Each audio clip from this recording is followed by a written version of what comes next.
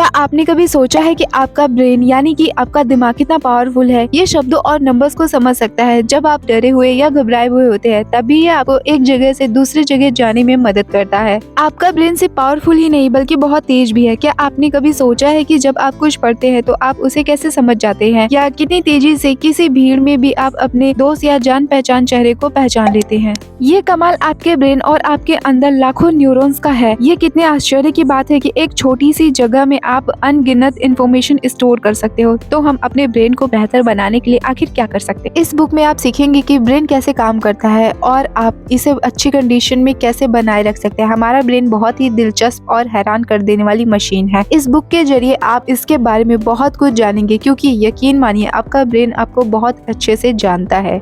Rule number 1, exercise. Exercise मस्तिष्क की शक्ति को बढ़ाता है। हमारे जो पूर्वज थे, एक तरह से आप उन्हें बंजारा कह सकते हैं, क्योंकि वो एक जगह से दूसरे जगह घूमते रहते थे। वो अलग अलग जगह पर जाने के लिए मजबूर थे, क्योंकि एक जगह पर लंबे समय तक रहना संभव नहीं था। उन्हें कई तरह की मुश्किलों का सामना करना पड़ता था, जैसे उनके पास खाने की या लकड़ी की कमी हो जाती थी, जंगली जानवर हमला कर देते थे या मौसम हमेशा खराब रहता था। ऐसी कंडीशन का सामना करते हुए आगे बढ़ते रहने से ब्रेन को तेजी से डेवलप होने में मदद मिली। लेकिन अगर आज की बात करें तो आज हमारे पूर्वज की तुलना में हमारी लाइफ स्टाइल और रहन सहन बहुत अलग है। आज हम अपनी सीट से हिले बिना कई घंटों का सफर तय कर लेते हैं। कई तरह की मशीन ने हमारा काम आसान कर दिया है। हाँ, हमारा बुढ़ापा कैसा होगा, हमारी लाइफ स्टाइल का इस पर गहरा असर होता है। अगर आप एक सुस्त जीवन जीते हैं यानी इनएक्टिव हैं और आपने अपनी जिंदगी का ज्यादातर समय सोफे पर लेटे हुए बिताया है, तो इसमें कोई शक नहीं कि आप बढ़ती उम्र के साथ ढलने लगेंगे। लेकिन अगर आपने एक एक्टिव लाइफस्टाइल अपनाया है तो आप 75 साल के बाद भी चुस्त और फुर्तीले बने रहेंगे। एक्सरसाइज करने के बहुत से फायदे होते हैं। ये हार्ट अटैक और स्ट्रोक जैसी बीमारियों के रिस्क को कम कर देता है। ये आपको फिजिकल और मेंटल परफेक्ट शेप बनाए रखता है।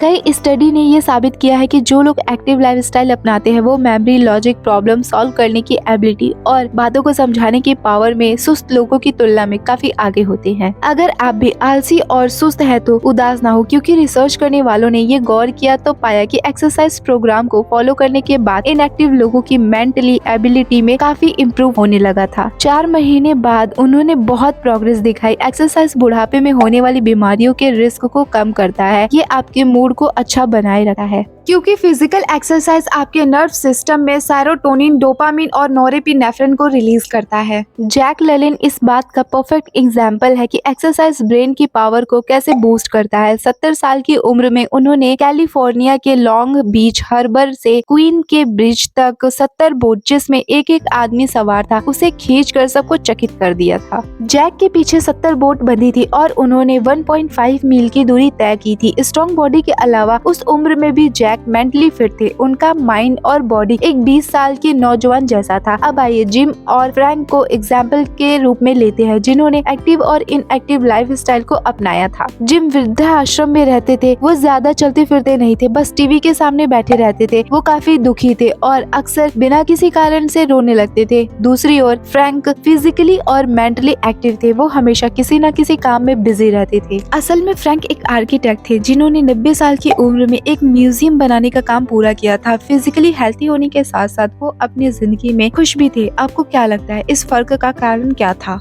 जहां आप खुद को एक्टिव बनाए रखते हैं तो आप पॉजिटिव विचारों और एनर्जी से भरे होते हैं, लेकिन जहां आपने खाली बैठना शुरू कर दिया, आपके माइंड में शैतानी ख्याल घर बनाने लगते हैं और आपको नेगेटिव विचारों से भर देते हैं, जो आपके दुख और तकलीफ का कारण बनता है। जैसा कि जिम के साथ हुआ था, कई लोग हैं जो जिम की तरह सुस्त और इनएक्टिव है, लेकिन उनके लिए अब भी उम्मीद बची है। हर रोज 20 मिनट का एक्सरसाइज भी आपके हेल्थ और मूड में पॉजिटिव बदलाव लाने की ताकत रखता है। Number 2, survival. विकसित मानव मानसिक। हमारे पूर्वज ने कठोर वातावरण से बचने के लिए सिर्फ अपनी बॉडी का ही नहीं बल्कि अपने दिमाग का भी बहुत इस्तेमाल किया। वो सिंबॉलिक रीजनिंग का इस्तेमाल करते थे। सिंबॉलिक रीजनिंग वो कला है जो हमें जानवरों से अलग बनाती है। ये उन चीजों को देखने की एबिलिटी है जो सच में मौजूद नहीं है। इमेजिन कीजिए कि आप अपने हाथ पर एक सीधी लंबी लाइन ड्रॉ करते हैं। क्योंकि हमारे पास सिंबॉलिक रीजनिंग है, इसीलिए हम समझ जाते हैं कि इसका मतलब मतलब या तो अल्फाबेट आई है या नंबर्स का एक। सिंबॉलिक रीजनिंग ने हमारे पूर्वजों को एक दूसरे के साथ बातचीत करने में और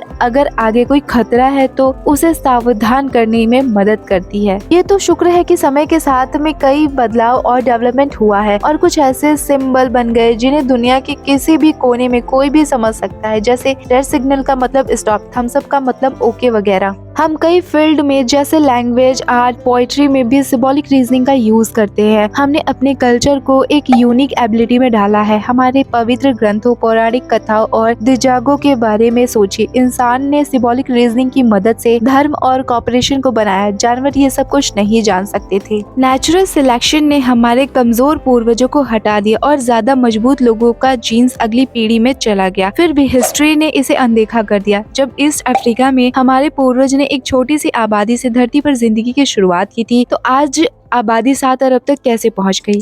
तो इसका जवाब है बदलाव। इसलिए लड़ने के बजाय हमने बदलाव के साथ ढलना और उसे अपनाना सीखा। स्मिथसोनियन म्यूजियम ह्यूमन ऑरिजिन्स के डायरेक्टर रिचर्ड पॉट इस थ्योरी को वेरिएबिलिटी सिलेक्शन कहते हैं। ये थ्योरी बताता है कि हमारे ब्रेन में 2 पावरफुल विशेषताएं हैं। पहला, जब हम गलती करते हैं तब हम सचेत हो जाते हैं, और दूसरा, हमारा ब्रेन हमें उनसे सीखने का परमिशन देता है। इस एबिलिटी ने हमारे पूर्वजों को बिना किसी मदद के तेजी से बदलती हुई कंडीशन को झेलते हुए आगे बढ़ना सिखाया। उन्हें बताने वाला या सिखाने वाला कोई नहीं था। उन्होंने खुद सब कुछ झेला और आगे बढ़ते रहे। एक और चीज जो हमें जानवर से अलग बनाती है वो है बाइपेटलिज्म। ये वो एबिलिटी है जो हमें 2 पैर पर चलने और हाथों को दूसरे काम के लिए इस्तेमाल करने की क्षमता देती है। लेकिन सबसे बड़ा फैक्टर जो इंसानों को औरों से अलग करता है वो है हमारे ब्रेन का प्रीफ्रंटल कॉर्टेक्स। खास तौर पर प्रॉब्लम को सॉल्व करने, ध्यान फोकस करने और नेचुरल सेंस या इंट्यूशन को कंट्रोल करने के लिए जिम्मेदार होता है। आइए एक कहानी से इसे समझते हैं। ये कहानी है 25 साल के फिनिस गेज की है। वो रेल रोड कंस्ट्रक्शन टीम का हेड था। गेज का परिवार और उसके साथी उसे मजाकिया, स्मार्ट और मेहनती लड़के के रूप में जानते हैं। एक दिन काम के दौरान गेज एक भयानक दुर्घटना का शिकार हो गया। वो चट्टानों को हटाने के लिए ब्लास्ट की तैयारी कर रहा था, लेकिन धमाका समय से पहले हो गया। 3 फुट लंबा स्टील का रॉड सीधे गेज के ब्रेन के सेंटर में घुस गया। इसने उसके प्रीफ्रंटल कॉर्टेक्स को पूरी तरह डैमेज कर दिया था। ये किसी चमत्कार से कम नहीं था कि गेज की जान बच गई थी, लेकिन इस घटना ने उसकी जिंदगी बदल कर रख दी थी। हंसता मुस्कुराता गेज अब चिड़चिड़ा, गुस्सैल और झगड़ालू हो गया था। कुछ सालों बाद मिर्गी के दौरे की वजह से उसकी मृत्यु हो गई। Rule number 3, attention. हम बोरिंग चीजों पर ध्यान नहीं देते। हमें चीजों को सीखने के लिए ध्यान यानी अटेंशन देने की जरूरत होती है। आप जितना ज्यादा ध्यान किसी चीज पर देते हैं उतना ही ज्यादा आप उसे याद रख पाएंगे। अब हर क्लासरूम और ऑफिस में एक सवाल जरूर पूछा जाता है कि किसी का अटेंशन कैसे बनाकर रखा जाए। बहुत सारी चीजें हमारा ध्यान भटकाती है। मान लीजिए कि आप कुछ पढ़ रहे हैं और तभी आपका कुत्ता आपके साथ खेलने लगता है, या आसपास से कई गाड़ी गुजरती है वगैरह। जहाँ भी हमारा ध्यान होता है मेमोरी वहाँ अपना असर डालती है। Guns, germs and steel book के ऑथर जेरेन डायमंड ने न्यू गिनी के जंगल में अपने ट्रिप और वहाँ के रहने वाले देसी न्यू गिनी के लोगों के साथ बिताए हुए समय का एक्सपीरियंस शेयर किया। वहाँ के लोग वातावरण में बदलाव और नोटिस करने में, किसी निशान का पीछा करने में और घर वापस लौटने के तरीके खोजने में माहिर थे। जेरेन जो शहर में रहते थे उसमें से कुछ भी नहीं कर सकते थे।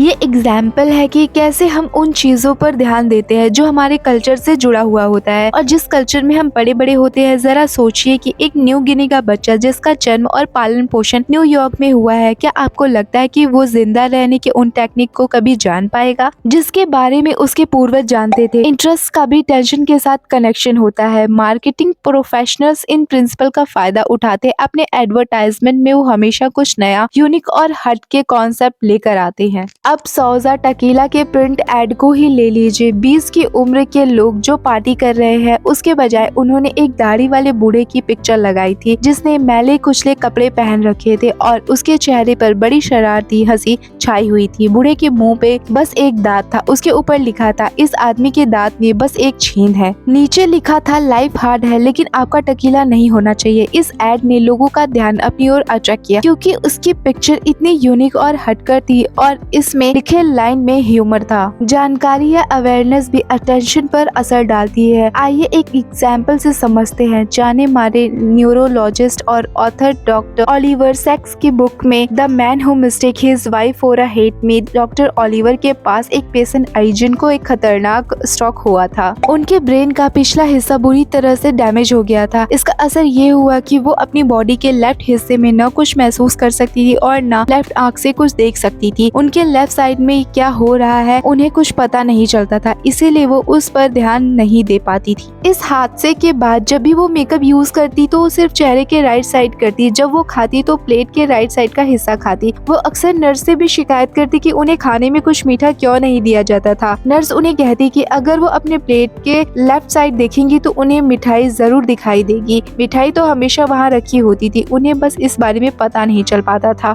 Rule number 4, short term memory. आपकी मेमोरी आपको जिंदा रहने में मदद करती है। अगर आपका ब्रेन इस बात को याद नहीं रखेगा कि आपको खाने की किस चीज से एलर्जी है तो आप वही चीज बार बार खाकर बीमार हो जाएंगे। एक्सपीरियंस आपके ब्रेन को शेप देती है और आपको लंबे समय तक जीने में मदद करती है, लेकिन असल में हमारी मेमोरी काम कैसे करती है? जर्मन रिसर्च हरमन एबिंगहॉस ने खुद पर एक्सपेरिमेंट करके इस सवाल का जवाब देने की कोशिश की। उन्होंने 2303 अल्फाबेट वाले बेतुके शब्द बनाए जैसे जग, रैन, ताज और उन्हें याद करने में अपनी पूरी जिंदगी लगा दी।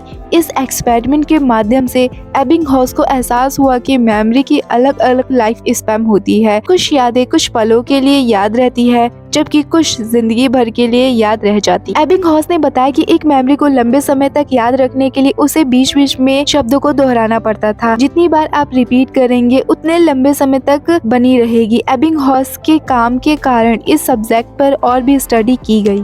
आप इस प्रिंसिपल को पढ़ाई करने में अप्लाई कर सकते हैं। अगर आपको बहुत कुछ याद करने की जरूरत है तो आप बिल्कुल ऐसा कर सकते हैं अगर आप इसे हर रोज रिपीट कर सकते हैं तो। लेकिन अगर आप एग्जाम के ठीक पहले कम समय में बहुत सारी इन्फॉर्मेशन याद करने की कोशिश करेंगे तो आप इसमें फेल हो जाएंगे। एबिंगहॉस कहते हैं कि थोड़ी इन्फॉर्मेशन को गैप देकर याद करना सब कुछ एक साथ याद करने से बेहतर होता है। यानी एक ही बार में सब कुछ याद करने की कोशिश करने से ज्यादा असरदार ब्रेक लेकर छोटे छोटे पोर्शन को याद करना होता है। आपका सोशल सिक्योरिटी नंबर क्या है? क्या आप बाइक चलाना जानते हैं? जब आप अपने सोशल सिक्योरिटी नंबर को याद करने की कोशिश करते हैं तो आप अपने पिछले बार जब आपने कार्ड को देखा था या आखिरी बार जब आप नंबर लिखा था तो आप उस इमेज को देखने की कोशिश करते हैं। लेकिन जब आप कई सालों बाद दोबारा अपनी बाइक चलाते हैं तब ऐसा नहीं करते। आप हर स्टेप याद नहीं करते, जैसे हैंडल को पकड़ना, सीट पर बैठना और पैडल पर पैर रखना। आपको ये सब करने में ज्यादा सोचना या याद करना नहीं पड़ता।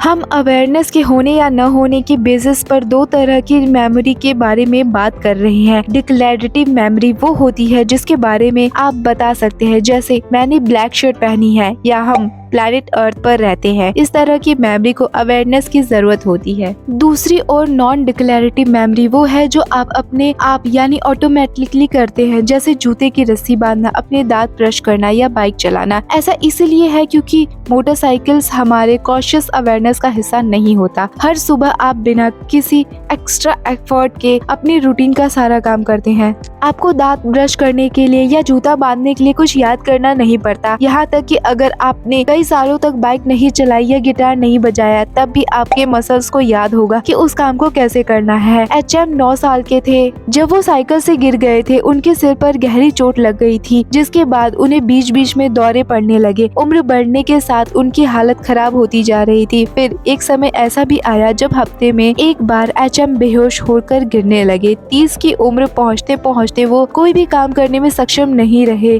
यहाँ तक कि वो अपने घर में भी सेफ नहीं थे।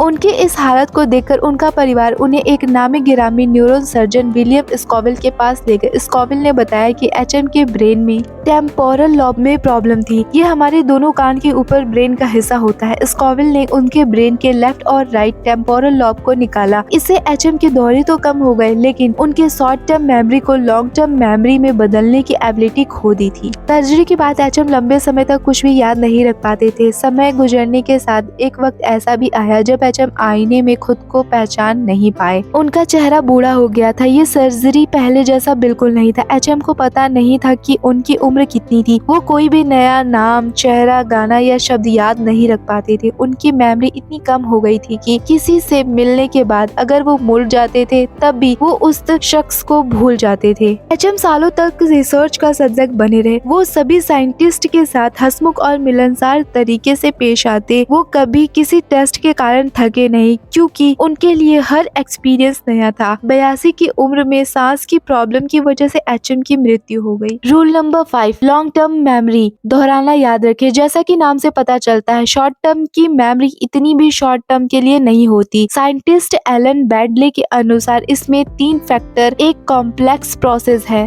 पहला है ऑडिटरी, दूसरा है विजुअल और तीसरा है एग्जीक्यूटिव। शॉर्ट टर्म मेमोरी के लिए ज्यादा सटीक शब्द वर्किंग मेमोरी है। ऑडिटरी फैक्टर हमारे द्वारा सुने गए शब्द के लिए दिया गया है। विजुअल फैक्टर इस इमेज के लिए जिम्मेदार है जो हम देखते हैं और हमारे ब्रेन में उसकी पिक्चर बनाते हैं। Central executive short term memory में सभी चीजों का ट्रैक बनाए रखता है। आइए कहानी से इसे समझते हैं। मिगेल नजरोफ जाने माने चेस प्लेयर थे। जब वो एक कंपटीशन के लिए अर्जेंटीना में थे, जर्मनी के पोलैंड पर हमला किया गया था। मिगेल के परिवार को बंदी बनाकर कंसंट्रेशन कैंप पे ले जाया गया, इस उम्मीद के साथ कि वो दोबारा अपने परिवार से मिल पाएंगे। मिगेल ने 11 घंटे के चेस में 45 गेम खेले। इन्होंने इसे एक पब्लिसिटी स्टंट के रूप में इस्तेमाल किया था ताकि उनके परिवार का कोई मेंबर उनके बारे में सुनकर उनका पता लगा सके।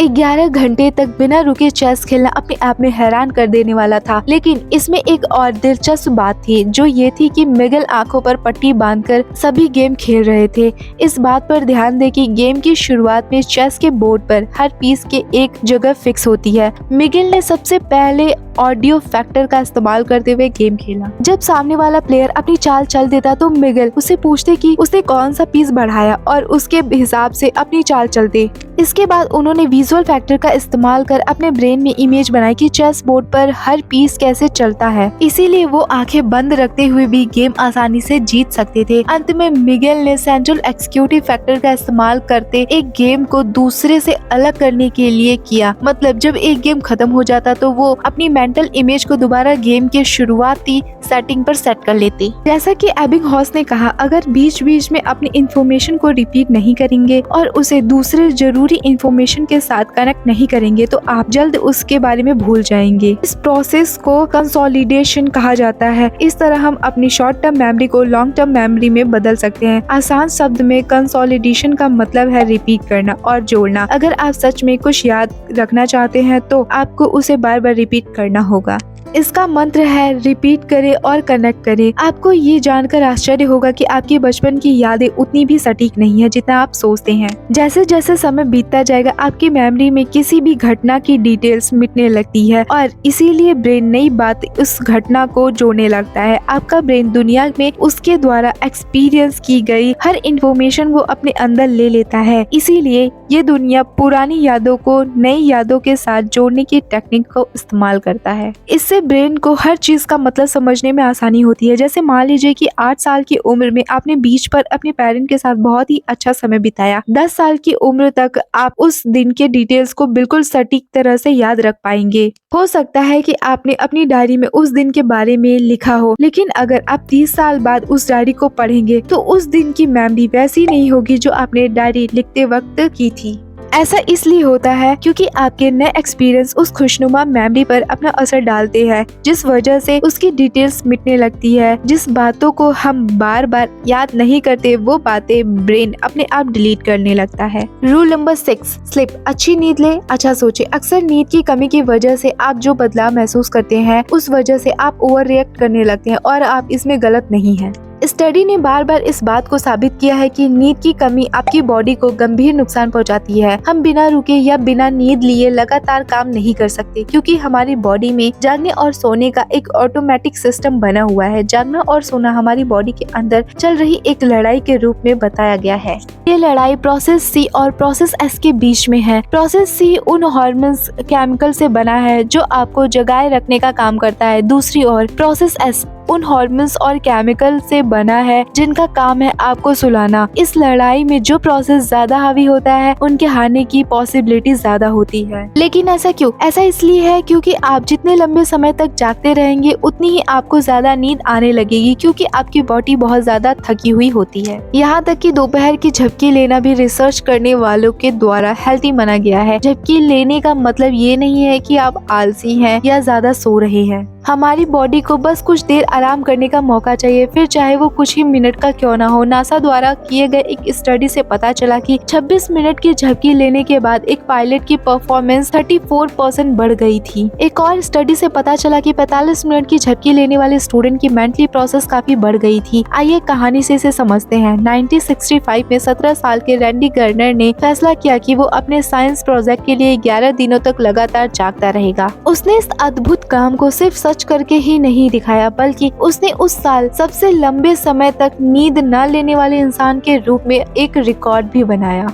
लेकिन इसके बाद अपने एक्सपेरिमेंट के दौरान रैंडी बहुत थका हुआ, चिड़चिड़ा और भुलक्कड़ जैसा बर्ताव करने लगा। उसमें अल्जाइमर बीमारी के लक्षण जैसे भ्रम, पागलपन और मेंटल कंफ्यूजन भी दिखाई देने लगे। रैंडी की बॉडी एक खराब हुई मशीन की तरह काम कर रही थी। अपने एक्सपेरिमेंट के आखिरी दिन उसकी उंगली कांपने लगी और वो ठीक से बोल नहीं पा रहा था। पूरी नींद लेना सिर्फ बच्चों के लिए जरूरी नहीं होता, ये हमारी बॉडी का नेचुरल प्रोसेस है। खुद को रिसर्च करने का पूरी नींद लेना हर उम्र के इंसान के लिए बहुत जरूरी है। जब आपको एग्जाम के लिए पढ़ने की या किसी इम्पोर्टेंट प्रोजेक्ट पर काम करने की जरूरत होती है तो आपको बीच बीच में रेस्ट जरूर लेना चाहिए। झपकी लेने का मतलब आलसी होना नहीं होता, बल्कि ये आपको ज्यादा प्रोडक्टिव बनाता है। Rule number 7, exploration. Brain explore करने यानी खोजबीन करने के लिए बना है। ह्यूमन का ब्रेन चीजों को एक्सप्लोर करने के लिए बना है। बचपन में हमारे ब्रेन में बहुत क्यूरियोसिटी होती है, हम बहुत से सवाल पूछना चाहते हैं और उसके जवाब जानना चाहते हैं। लेकिन जैसे जैसे हम बड़े होते हैं, स्कूल और कॉलेज वाले हमारी क्यूरियोसिटी को मार देते हैं। वो हम पर पका पकाया सिलेबस और ज्ञान थोप देते हैं। एग्जाम के नाम पर हम टॉपिक को रट्टा मारने लगते हैं। हमारी क्यूरियोसिटी की कोई कदर नहीं करता। कोई स्टूडेंट खुद की पोयम या स्टोरी भी तो लिख सकता है, लेकिन क्योंकि ऐसा सिलेबस में नहीं है, कोई हमारी पोयम पसंद नहीं करेगा। इसके अलावा सोसाइटी तरह तरह के डर हमारे अंदर बैठा देती है। यह मत करो, वो मत करो, ये हो जाएगा, वो हो जाएगा।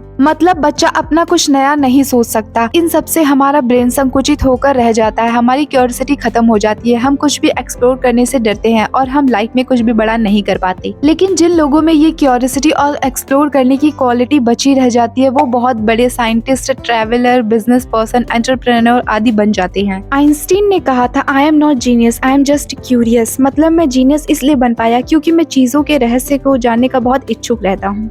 तो दोस्तों, आप भी क्यूरियोसिटी को जिंदा रखिए। अगर कोई आपके सवाल का जवाब नहीं दे रहा है तो भी उस सवाल को अपने अंदर जिंदा रखिए। एक दिन आप उसका जवाब जरूर ढूंढेंगे। आई होप आपको हमारी वीडियो पसंद आई होगी। अगर आपको वीडियो पसंद आई तो कमेंट में ब्रेन इज एवरीथिंग करें। बुक लेना चाहते हैं तो लिंक डिस्क्रिप्शन में है। अभी के लिए बाय बाय, मिलते हैं नेक्स्ट वीडियो में।